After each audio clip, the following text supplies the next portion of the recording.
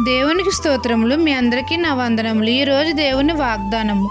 అతి శ్రేష్టమైన గోధుమలను అనుగ్రహించి నేను వారిని పోషించెదను. కీర్తనల గ్రంథము 81 పరిశుద్ధుడైన మన తండ్రి అయిన యెహోవా మనకు అశ్రేష్టమైన గోధుమలను అనుగ్రహించి మనల్ని పోషించెదను అని మనతో సెలవిస్తున్నారు. మనం అందరము దేవుని మాట విని ఆయన మార్గమును అనుసరించిన ఎడల మన అందరికీ అంత మేలు.